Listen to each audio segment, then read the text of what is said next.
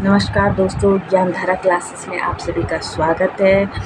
कल हमने पढ़ाया था आपको वाच्य और काल। वाच्य और काल हमने अच्छे से पढ़ा लिया था और हमने बताया था कि नेक्स्ट वीडियो में आपको लिंग और वचन पढ़ाएंगे। आई होप कि आपने वो वीडियो देख ली हो। अगर नहीं देखी है तो पहले उसको देख लें और तभी आगे बढ़ें। चलो दोस्तों, शुरू करते हैं आज की क्लासेस। लिंग किसे कहते हैं? अब आप सोच रहे होंगे तो ये तो आसान से क्वेश्चन है कि लिंग तो स्त्रीलिंग और पुल्लिंग। तो अब मैं इसको हर क्वेश्चन को डिटेल में आपको बहुत ही मेहनत से वीडियो बनाती हूँ और डिटेल में आपको समझाती हूँ कि जो क्वेश्चन आगामी आपने तो सिंपल में हमने छोटी कक्षाओं में सिंपल सुने होते हैं। 2 लिंग हो गए, स्त्रीलिंग हो गया, पुल्लिंग हो गया। लड़की स्त्रीलिंग में, लड़का पुल्लिंग में आ गया। लेकिन मैं इसको डिटेल में आपको समझाती हूँ। तो देखो दोस्तों, अगर आई होप कि आपको ये वीडियो पसंद आती होंगी। तो चलो शुरू करते हैं आज की क्लासेस। लिंग का शाब्दिक अर्थ होता है चिन्ह। लिंग द्वारा संज्ञा, सर्वनाम, विशेषण की शब्दों की जाति का बोध होता है।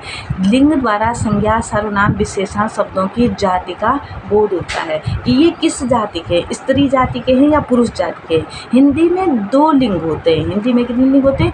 2। और संस्कृत में 3, एक नपुंसक लिंग भी होता है। स्त्रीलिंग में जैसे स्त्री जाति के लिए और पुल्लिंग में पुरुष जाति के लिए। लता, रमा स्त्रीलिंग के हैं और राम, बालक जैसे जो पुल्लिंग के हैं। वो तो आपको सिंपल परिभाषा हो गई। अब देखो, अकारांत शब्द जिसके अंत में ओ आता है। अकारांत माने ओ से जिनका अंत होता है वो प्रायः पुल्लिंग के होते हैं, जैसे राम, सूर्य, क्रोध आदि। आकारांत, ओकारांत और आकारांत में अंतर होता है। आकारांत, ईकारांत और ई बड़ी ईकारांत शब्द स्त्रीलिंग के होते हैं जिनके अंत में आ आए, जैसे कपि, लता, ता, आ। कपि बंदर जैसे, पी छोटी ई और नदी बड़ी ई आए तो वो शब्द हमेशा पुल्लिंग स्त्रीलिंग में होते हैं। महीनों, दिनों, ग्रहों, पर्वतों के नाम सदैव पुल्लिंग में होते हैं। महीनों के जैसे जनवरी, फरवरी, मार्च, अप्रैल, ये क्या होते हैं? पुल्लिंग में। दिनों के नाम सोमवार, मंगलवार, बुधवार, बृहस्पतिवार दिनों के नाम। ग्रहों के नाम, ग्रह जो नक्षत्र होते हैं। पर्वतों के नाम हो गया। और सब ये हमेशा किस में होते हैं? पुल्लिंग में होते हैं। महीनों के नाम, दिनों के नाम, ग्रहों के नाम और पर्वतों के नाम हमेशा ये चीज़ें याद रखने लायक हैं। तो उस समय आपको पूछा जाएगा, चाहे किसी महीने का नाम होगा, दिनों का नाम, ग्रहों का नाम, पर्वतों के नाम, ये हमेशा किस में होते हैं? पुल्लिंग में ही होते हैं। नदियों के नाम, तिथियों के नाम और नक्षत्रों के नाम। नक्षत्र में जैसे अश्विनी, भरणी, रोहिणी जो नक्षत्र होते हैं उनके नाम हमेशा स्त्रीलिंग में होते हैं। याद रखने लायक बात यही होती है। नदियों के नाम, तिथियों के नाम और नक्षत्रों के नाम हमेशा, चाहे किसी भी कहीं पर भी आए, वो क्या होते हैं? स्त्रीलिंग में होते हैं। भाषा, चाहे कोई भाषा हो, हिंदी हो, अंग्रेजी हो, मराठी हो, संस्कृत हो, भाषा का नाम और लिपि का नाम हमेशा स्त्रीलिंग में होता है। भाषा और लिपि हमेशा स्त्रीलिंग में होती है। अब देखो, अनाज जैसे चावल है, गेहूं है, दाल है, अनाज कोई भी अनाज है। पेड़, कोई भी पेड़ है, किसी भी चीज़ का पेड़ है। और द्रव्यवाचक में ना पानी, जैसे पानी है, तेल है, लोहा है, सोना है, ये सारे किस में होते हैं? पुल्लिंग में होते हैं। अनाजों के नाम, पेड़ों के नाम और द्रव्यवाचक जो चीज़ें होती हैं, घी, तेल, सब क्या होते हैं? पुल्लिंग ही होते हैं। कुछ पुल्लिंग शब्द स्त्रीलिंग में बोले जाते हैं। होते तो वो पुल्लिंग है लेकिन किस में बोले जाते हैं? स्त्रीलिंग में। जैसे अग्नि, अग्नि वैसे क्या है? पुल्लिंग का है। आग पुल्लिंग का है लेकिन वो बोले जाते हैं स्त्रीलिंग में। अग्नि जलाई जाती है, क्रिया से देखो पता चल रहा है। अग्नि जलाई जाती है, क्रिया स्त्रीलिंग की आई तो ये भी क्या हो जाएगा? स्त्रीलिंग का। आत्मा, उसकी आत्मा अच्छी है, उसकी आत्मा शुद्ध है, तो आत्मा क्या हो गई? आत्मा क्या होगी, स्त्रीलिंग में। ऋतु आई है, बसंत ऋतु आई है, शरद ऋतु आई है, ऋतु।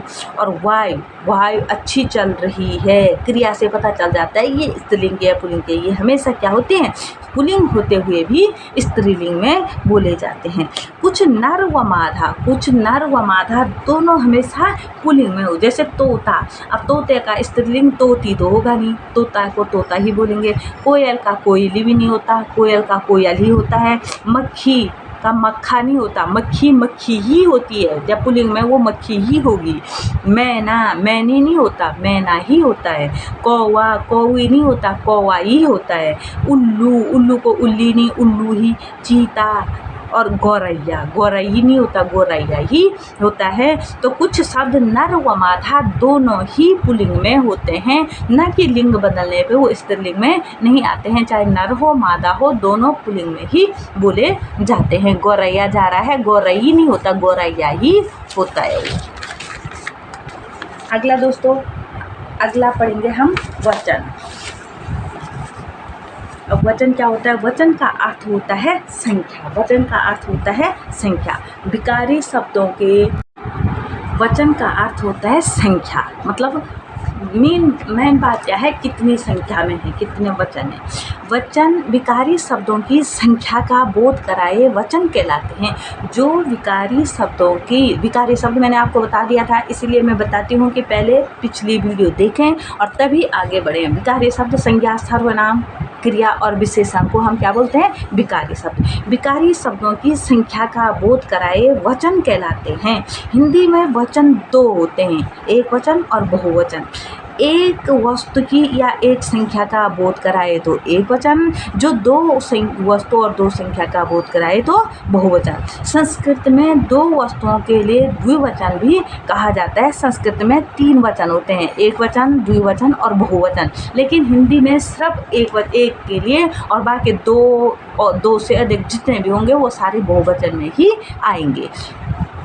कुछ शब्द हमेशा बहुवचन में ही प्रयोग किए जाते हैं। मेन वचनों में याद रखने लायक बात होती है कि ये कौन कौन से शब्द हैं जो हमेशा बहुवचन में ही बोले जाते हैं। और क्वेश्चन में इस तरह के पूछे जाते हैं कि आंसू एक वचन का है, बहुवचन का है या कि कैसा है। तो आंसू शब्द हमेशा बहुवचन में ही बोला जाएगा। जैसे प्राण उड़ गए, अब प्राण तो एक है लेकिन वो हमेशा किस में बोले जाते हैं, बहुवचन में। दर्शन हो गए, मंदिर में दर्शन हो गए। अब दर्शन 50 दर्शन तो होते नहीं हैं, दर्शन तो एक ही होगा, लेकिन उसको हमेशा बहुवचन में ही बोला जाता है। आंसू आ गए, अब आंसू तो बहुत सारे आते हैं इसलिए बहुवचन में ही होते हैं। होश उड़ गए। बाल, हस्ताक्षर, हस्ताक्षर हो गए, हस्ताक्षर तो एक हुआ और हस्ताक्षर हो गए, उसको बहुवचन में ही बोलते हैं। तो कुछ शब्द ऐसे होते हैं जो हमेशा बहुवचन में ही बोले जाते हैं। इनको नोट कर लेना और नहीं या तो स्क्रीनशॉट ले लेना। दोस्तों यही याद करने ले, जो वचन में छोटे छोटे नहीं तो ये क्वेश्चन होते हैं, पर ये याद करने लायक बातें, ये याद रखने लायक बातें ये होती हैं। आदरणीय शब्द हमेशा बहुवचन में बोला जाता है। आदरणीय शब्द जैसे हमने बोला, पिताजी बहुत अच्छे हैं, गुरुजी बहुत अच्छे हैं। तो गुरुजी तो एक ही हैं पर उनको हमने अच्छे बहुवचन का रूप दे दिया, तो इसलिए आदरणीय जो सम्मानजनक शब्द होते हैं, जो सम्मानजनक शब्द होते हैं वो हमेशा बहुवचन में ही बोले जाते हैं। कुछ शब्द सदैव एक वचन में, कुछ बहुवचन होते हुए भी, बहुत सारे होते हुए भी वो एक वचन में बोले जाते हैं। कैसे, जैसे माल आ गया। अब माल तो एक तो होगा नहीं कि एक पेटी आ गई, 1000 पेटी होंगी, तो माल आ गया तो वो एक वचन का प्रयोग हो गया। जनता अच्छी है, जनता, अब जनता में तो कितने सारी जनता होगी लेकिन बहुवचन की होती है, लेकिन बोली एक वचन में जाती है। सामान, सामान ले आओ, सामान एक तो लाएंगे नहीं, सामान बहुत सारा होगा लेकिन बोला जाता है वो एक वचन में। सामग्री, सोना, ये हमेशा किस में बोले जाते हैं, एक वचन में। माल, जनता, सामान, सामग्री, कुछ शब्द हमेशा बहुवचन होते हुए भी एक वचन में ही बोले बोले जाते हैं। अनेकों शब्द गलत दोनों वचनों में अनेक ही होता है। जैसे कई बार अनेकों जो शब्द लिखा होता है कि वहाँ अनेकों चीज़ हैं, ये हमेशा गलत है। चाहे एक वचन में हो चाहे बहुवचन में हो, ये एक अनेक ही होगा। दोनों वचनों में अनेक शब्द सही होता है, न कि अनेकों कोई शब्द नहीं होता है दोस्तों, अनेक शब्द होता है। जब बहुवचन में हम इसको बोलते हैं तो ये अनेक।